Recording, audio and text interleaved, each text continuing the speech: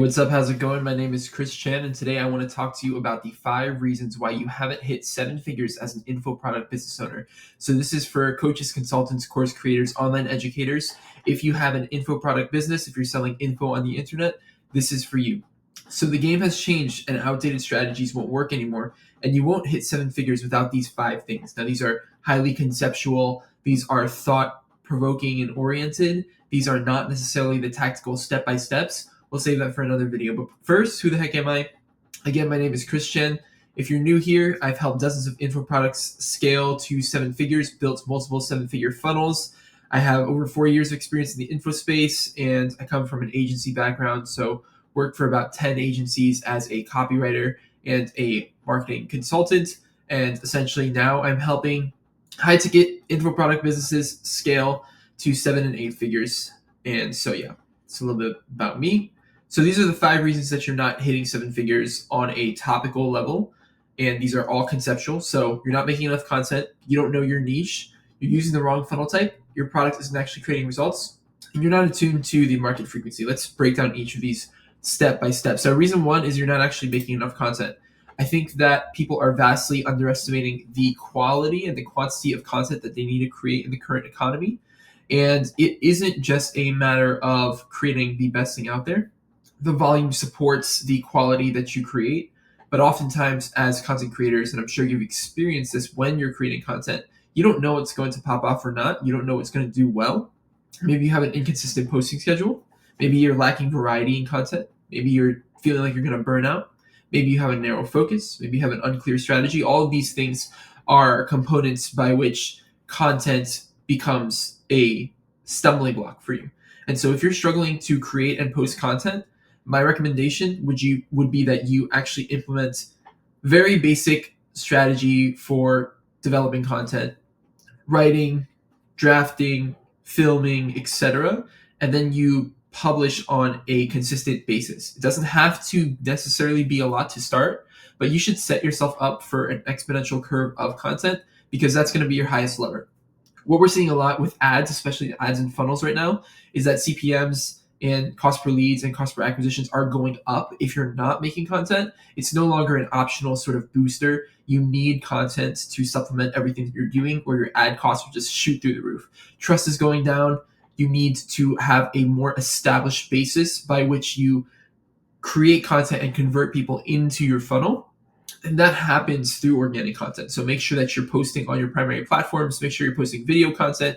Make sure that you have a good variety of different types of content, long form, short form, in-depth educational, and not necessarily edutainment, but you can have that in the mix as well. Personalized content, things that make you feel relatable, know, like, and trust, all of those sort of marketing fundamentals. But the more content that you have, the more someone can get immersed in your world. So while quality is certainly important and definitely what you want to go for, that quality is facilitated through quantity and variation. If you're feeling burnt out, you're trying to churn out too much content, you need to understand that this is a marathon and not a sprint, and that putting yourself on an exponential growth curve as opposed to a logarithmic, which sort of tapers out at the end, is very, very important because this is, again, like I said, like a long-term game. People, if you show up consistently, will go through the sales cycle more frequently than if you just churn out 10 pieces of content all at once, or 20 pieces or 30 pieces in a month, and then you sort of disappear. So make sure that you're setting yourself up for success with a consistent posting schedule. You have good variety. You're avoiding content burnout. You have a good sort of topical authority around your single topic, right? So when I say narrow focus, what I'm really saying here is have a good understanding and a good pool of content for that narrow focus, but make sure that you also show people who you are, show people what you do and why it's important to you and the motivation behind it, because that's why people really buy, when they trust that element that you're not just here to necessarily absorb money from them. Especially in the info product space where people resonate with that a lot more, it's a question of, okay, can I do what you're doing? Do I like you? And do I believe in the vehicle? And part of that is the way that you live and the way that you show your sort of lifestyle. It doesn't need to be glamorous. It just needs to resonate and make sense for the buyer. You need clear strategy, well-defined content plan and goals. I think that goes without saying. and make sure that you're getting on video. So the reason that I put this first is because I see a lot of coaches, consultants, course creators, info product business owners that are just scared to get on video. It'll take them weeks and weeks to just turn on a camera. And I can definitely resonate with that. I definitely can understand that. The thing is, right now, you need to be on video. You need to bring your message. So text only, images and text, those are great. Still keep doing it. But video just does something different with connection. And especially in this AI driven time and age where you can't even tell if people are sort of like AI based video or not, like it's really important to bring that personal touch and those little things, those little nuances of your behavior through video are best, I guess, expressed. And so I would highly recommend that you create more content, create on a consistent schedule, create video content. Second reason that you're not hitting either multiple six figures, seven figures, or eight figures, and you're not getting to where you want to go with your business and breaking through certain barriers on a revenue basis is because you don't actually know what a niche is. So, niches or niches, however you want to say them, aren't just markets or industries. So, they're intersections of the market, your unique mechanism, your products. And the way that I would define it is that a niche actually ultimately is the words, concepts, thoughts, ideas that you want to own in people's minds. And this is where the niche intersects with branding. And so there is a market that you're targeting. There are industries that you operate inside of, but a niche is like sort of like a crossroads, right? That's like your actual location of where people can understand you conceptually in their minds. And I'll explain this in a second with a few examples. But niche mastery requires testing. It requires, and this is why it's so important to create content so you can understand what your niche actually is and where you sit in the marketplace. So ongoing process is not a one-time decision. If you sit down and you spend longer than like a couple of days, maybe 48 hours, trying to decide what your niche is that you start with, it's honestly a waste of time. And I've seen this in myself too, because it will develop. And some people will say, oh, your niche is you are your niche. I don't necessarily know that that's necessarily true. I think people will sort of associate you with a niche or with a word or with a concept. But I would more so define your niche as the concept by which you own in a prospect or in your audience's mind. So what I mean by this is own a word, not necessarily a niche or a specific like, oh, I am the guy who helps e-commerce business owners scale to seven figures. Like, okay, that might work for some people, but ultimately it's not the goal that you're trying to drive to. You're trying to drive towards a certain concept, a memory, a feeling, or something of that extent where you can know that you own that space in a prospect's mind, and then you can speak to that. So successful brands, Cal Newport, for example, personal brands, with his deep work sort of concept. So when you think deep work, you think Cal Newport. When you think stoicism, for example, you think Ryan Holiday, Alex Hormozi with offers, Russell Brunson with funnels, things of that nature. You think of SMMA, especially with the younger crowd, or 10K per month SMMA. You think of Ime Gadji. So go narrow, go deep. Serving a wide market makes it harder to deliver these results. Hyper target to your ideal customer and impact with that specific word, concept, story that's important to them.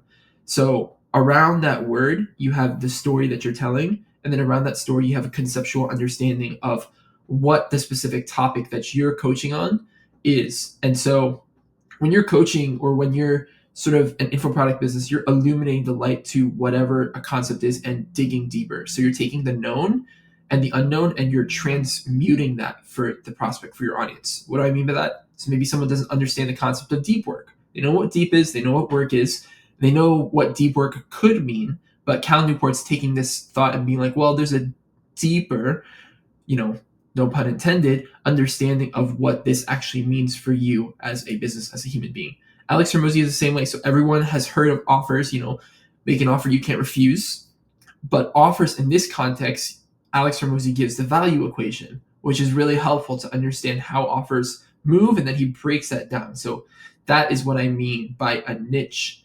So you're not owning an industry or owning a crossover of that. You are owning an intersection of ideas and concepts, also known as ultimately a word, right? Or story. And so you want to be clear and go from that basis. And what you need for this is you need the target market, You need the unique mechanism. You need the industry, right? So target market and industry, I'd use those synonymously. You need the unique mechanism, what your approach is or solution. You need to understand your own phase and how all of these things combine together to achieve the desired outcome for the prospect. And so, again, another good understanding of this for different entrepreneurs is Eamon Gadzhi, SMMAs, right? And his offer is Agency Navigator, Alex Hormozi offers, and acquisition.com, Cal Newport, Deep Work, productivity coaching and or deeper content, his books, etc. Russell Brunson, funnels, ClickFunnels. So the niche and the offer, the niche or the own phrase and the offer are something that you, as you go along, will have to more clearly define. And so again, it's an iterative process, but the reason that people don't hit seven figures again is because they don't know what this niche actually is. They spend so much time trying to discover it without realizing that it's something that iteratively comes together and is more so of an owning of a phrase or an idea or a concept in a prospect's mind over like even just an industry or a specific problem that you're solving. It's not a niche. That can be a product positioning, but it's not a niche. And it's very important because you're going to be creating a lot of content, right? So you want narrow content, you want wider, broader content, use a mix. The third reason that you're not hitting seven figures or that you haven't hit multiple six figures, seven figures, or whatever your goal may be is because you're using the wrong funnel type. So there's B2C and there's B2B approaches to the funnel. B2C, you have these irresistible offers, clear value proposition, urgency, scarcity, risk reversal, emotional appeal. And these are more on the whim, sort of, again, more emotional buys. There may be logic to it, but B2C, oftentimes you have like biz op offers, you sell at a lower ticket. These are more value prop driven. They're more, I guess, direct response. If you can have an understanding of what that means. B2B is more relationship driven, has a longer sales cycle, oftentimes larger purchase price, almost always has a higher ticket purchase price, but it's more about building trust, educating, customizing and tailoring, and having a long-term vision and partnership as opposed to simply being known as, I guess, a guru or as a person that people look up to, which is what you find that a lot in B2C, is that people are looking up to you. B2B, people look up to you as well, but it's more so that they're looking across and they can understand the value that you're bringing to them and the value that they bring to you. It's a partnership type of relationship. And so if you're in that coaching and consulting, so here I would say, probably more course creators, more community offers, and B2B success is probably more coaches and consultants, to be honest with you, although there's a lot of really good B2C coaches. But when you go into like a consulting basis, this is where you'd be here looking at a funnel that's more done with you and do it yourself in B2C. And then in B2B, you're looking at something that's more done with you and done for you, right? So it's a different type of offering. You don't necessarily have to offer those things, but just have a good understanding of where people are coming from, that they're looking for more relationship-driven sales with B2B. So it's very important to draw that distinction for yourself. Reason number 4 why you're not hitting seven figures yet, you don't create results. Plain and simple. I've seen and been a part of coaching programs that are multiple 8-figure coaching programs. I was a part of a coaching program and writing for a coaching program that was doing somewhere in the realm of $40 million a year. And the problem that they were facing and the reason that their ad costs kept rising, there's a few problems. First of all, they weren't putting out a lot of organic content, but the bigger problem behind it was that they weren't actually generating the results that people were expecting. So setting the expectation for the result that you want to create is extremely important in the long term. You may be thinking, okay, 8 figures sounds like a great amount of revenue. When you bring in 8 figures, you have 30, 40, 50 full-time team members that you're bringing on, right? So the profit margins get smaller. You spend more on ads. You all of a sudden are spending more money than you're making, and the margins are tightening up and your stress levels are inducing. What do you do to combat this? You create results. So many info products, they just fall short of delivering their promises and delivering on the expectations that they set. So a few things you can do to remedy this. The first is set lower expectations. Does that mean that you're going to grow slower? Yes, absolutely. But you'll probably also get more rational buyers, which is probably what you want, because with coaching and with info products, your success is dictated by the actions that people take from your products, not even necessarily the quality of the products or the information itself. How do info products thrive in a information saturated age? By spurring people onto action. Ultimately, your products, although we call them info products, are more so action products. getting people to catalyze the actions that they're taking, saving people time, saving people money, introducing them to new concepts, but not just from a headspace understanding, but actually practically having them carry out the thing that you're teaching. And so you creating results is a matter of how good are you at getting people to admit and to understand and to become aware of the problems that they're facing and actually take action on them. So extremely important. You need to learn how to create results and moreover how to get your students, clients, customers, etc. to create those results for themselves, especially if you're selling info. And top performers, people in this space, they build product-led growth, right? They create highly engaging, action-oriented content. They make it as easy as humanly possible to take, action, and they make it very, very rewarding to do so. So you're essentially assuming, or let's just say that your client's customer, student, etc., is a horse and you are providing the carrot, right? So you're helping them to get towards the goals that they want to get to without actually doing it yourself. So that's where, it's done with you, do it yourself sort of understanding. You need to be able to create results with that, or else it's going to be a bit hard for you to scale. And even if you do scale, it's going to be hard for it to maintain consistency and to do it at a margin that makes sense for you. So exceptional products drive sales, word of mouth becomes your engine, and then you just need to invest time and energy into your offering, right? I see so many people focusing on scaling with sales, not enough people understanding the operational backend and the results, and that the results don't necessarily, like a good product doesn't necessarily sell itself, but a bad product will definitely decrease your sales, if that makes sense. So this is just a long-term thinking, understanding. So product-led growth flywheel, this is something that I sort of got from the more so software space, honestly, which is acquire, activate, retain, expand. So you want to acquire the customer, you want to activate them, you want to get them to actually take action. So this would be your sales and marketing. This would be your onboarding. Retention would be your fulfillment. Expansion would be at the conclusion of your program. How are you taking what people sort of got from the program, cross-selling them, upselling them, and then moreover, using the successful testimonials that you have as the front-end marketing. That's how you're going to acquire in a compelling way, is with testimonials, with results, and the stories that come from there.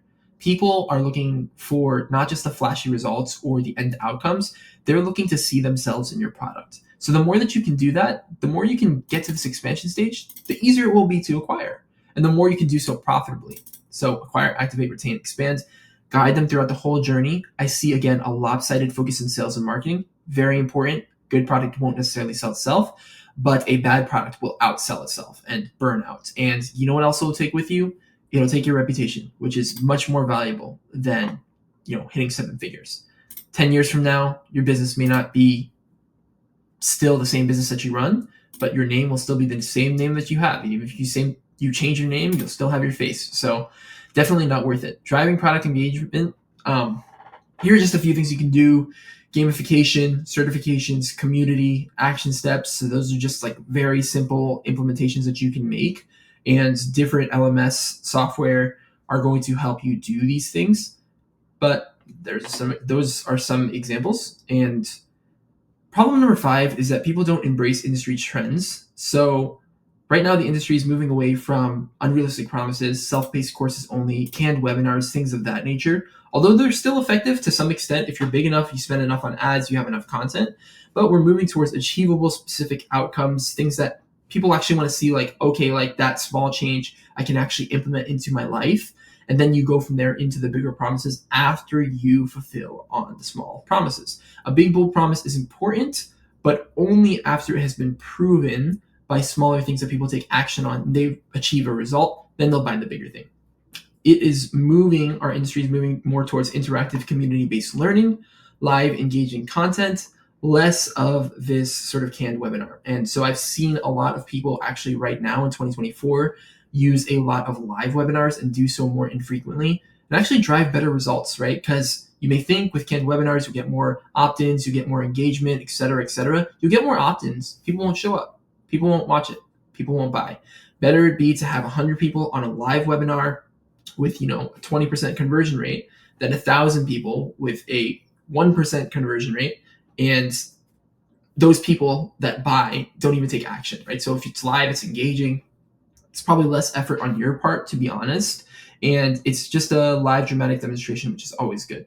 So you're seeing a lot of community-driven learning these days with School, with Circle, with all of these community platforms coming out. You are looking at people wanting more peer-to-peer interaction, people wanting more one-on-ones, people wanting more direct feedback, people wanting more collaborative problem solving, networking opportunities. So the value of community is driving up, the value of masterminds is higher, and that's where you kind of become the facilitator as opposed to just the figurehead. Obviously, you're going to need to be on camera. We talked about that in point one. But now you need to be focused on micro-learning, action-based content, bite-sized lessons, immediate application, quick wins, spaced repetition, getting people to do and reinforce the value and the reward of your content. So putting it all together, 5 things: embrace video, embrace content, do more of it, don't burn out, pace yourself. Think of it as an exponential growth curve. Even if you don't see results that are fruitful today, know that you're creating income producing assets. And then the second thing is define your niche, understand your niche, take 48 hours maximum to kind of get a grip and a handle on the market that you serve, the industry, the unique mechanism, the value proposition, and how you're delivering this to the market, the actions that you're taking to deliver it to the market. Don't take too long on it. A niche is not what you think it is. Third thing is adjusting your funnel to B2B or B2C focus. Fourth thing is continually investing in your product. So I would recommend setting aside 30 minutes, an hour a day and thinking about how can I make and iterate my product to be better, because eventually it's going to be the flywheel that drives all your growth. It's through your product, your content, your sales and marketing, yes, but the fulfillment part is so important for longevity. The fifth thing is stay cutting edge, stay on top of it, stay inside of the loop, and make sure that you're just understanding where the industry and the market is, which right now it's headed towards community, smaller promises, smaller sort of expectations, but actually delivering on them quickly. And yeah, so start today, track your progress, seek some support. If you're ready to transform your coaching business or your online education business, feel free to click the link in the description, hop on a call with me, and we'll take it from there. All right, peace. Have a great, wonderful rest of your day. Later.